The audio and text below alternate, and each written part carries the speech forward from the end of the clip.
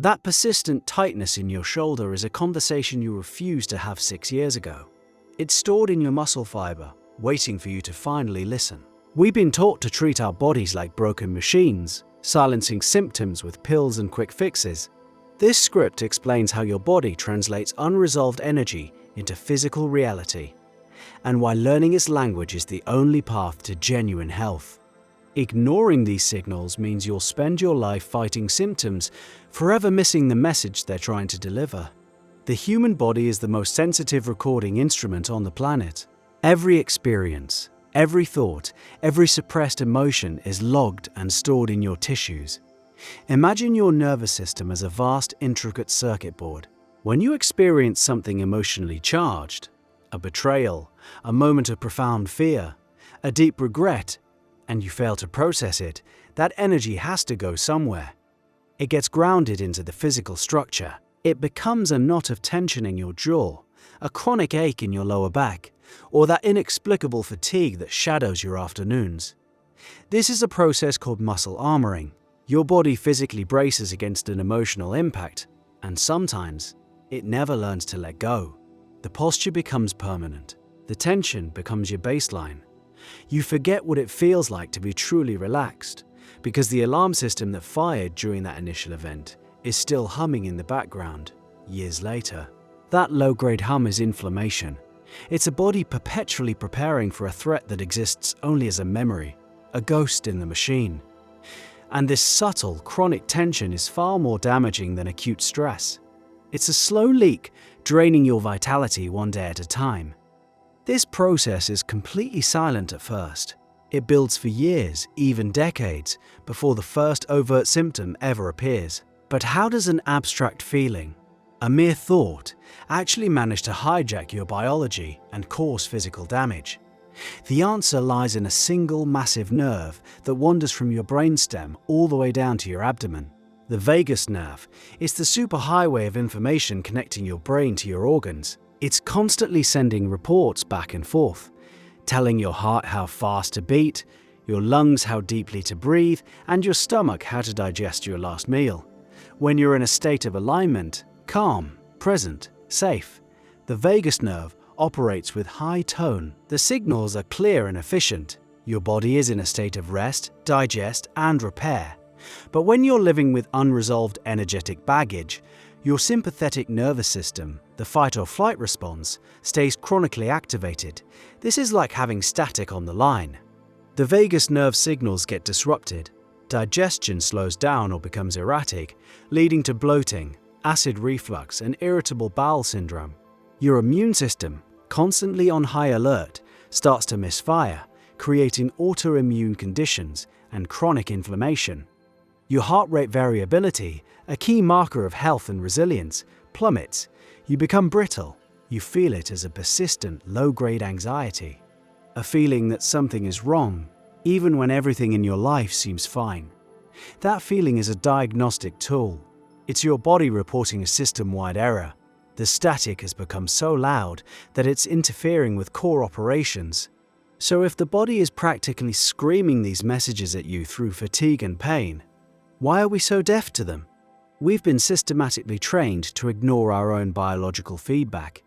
From a young age, we're taught to push through pain, to override fatigue with caffeine, and to numb emotional discomfort with distraction. We treat the body as an inconvenience, a stubborn vehicle for our mind's ambitions. Your ankle hurts? You take a painkiller and keep running. You feel exhausted? You drink another coffee and power through the workday. This is signal jamming. You're deliberately turning down the volume on your body's warning system. Think about the last time you felt a headache coming on. What was your first impulse? It was likely to find a pill to make it stop. The impulse was to silence the symptom, to get rid of it. The question is almost never, why am I getting this headache? What is my body trying to tell me about my stress levels, my hydration, my screen time, or the argument I had this morning? We approach our bodies with an attitude of combat. We declare war on our allergies, we fight our fatigue, we attack our pain. This adversarial relationship guarantees you will never understand the root cause, because you're trying to shoot the messenger. And when you ignore the whisper, the body has to scream. The whisper is a subtle feeling of unease. The scream is a panic attack, a chronic diagnosis, a physical breakdown that forces you to stop. The symptom is the body's last resort. It's the final desperate attempt to get your attention after all the quieter signals have been ignored. And it works. It has to, because a debilitating migraine will accomplish what a simple feeling of overwhelm could not. It makes you lie down in a dark room and stop. But this escalation is incredibly costly. What if you could learn to hear the whisper long before it ever needs to become a scream? Learning to tune back into your body's signals is a process of unlearning. It requires you to abandon the idea of fixing yourself and instead adopt an attitude of deep curiosity. This practice has a name: interoception. It's the capacity to feel the internal landscape of your body. It sounds simple, but for most of us, it's a completely foreign skill. Start with a single persistent low-grade symptom you have: that nagging ache in your neck, the tightness in your chest when you think about work, the coldness in your hands. Instead of trying to make it go away, just observe it.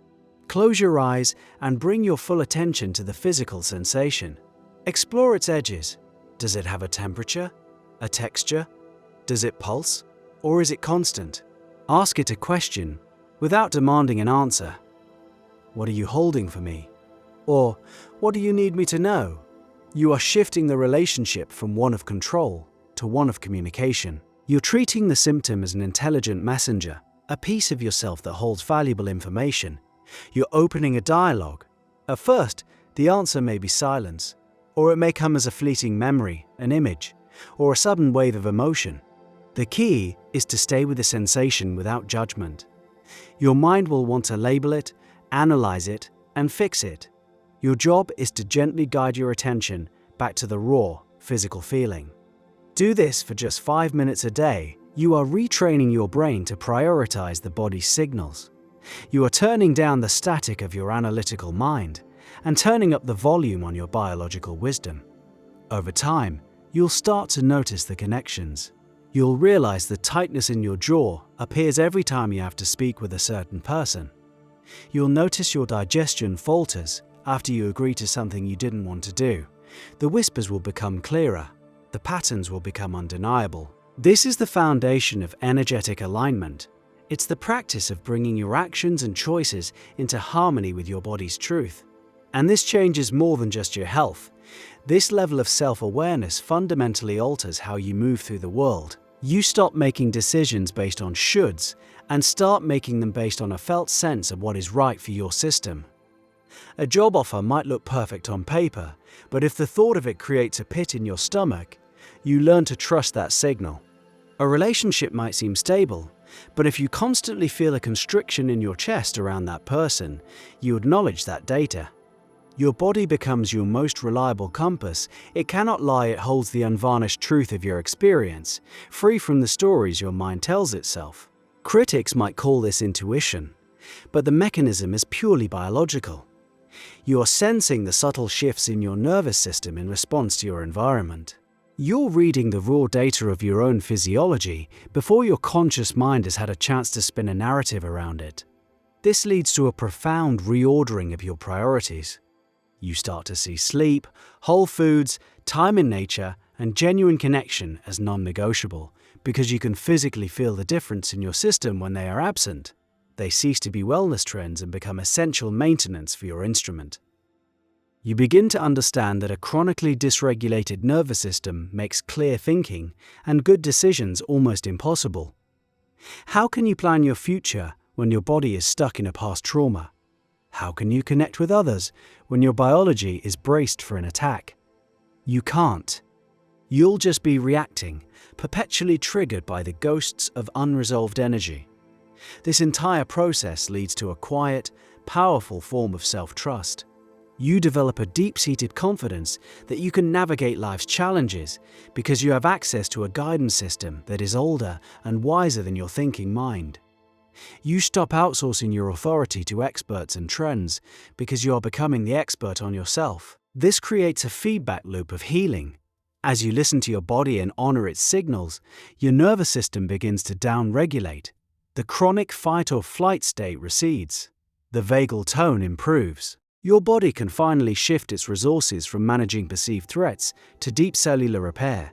Inflammation subsides, digestion improves, sleep deepens. The physical symptoms you started with often begin to fade on their own. They fade because their job is done.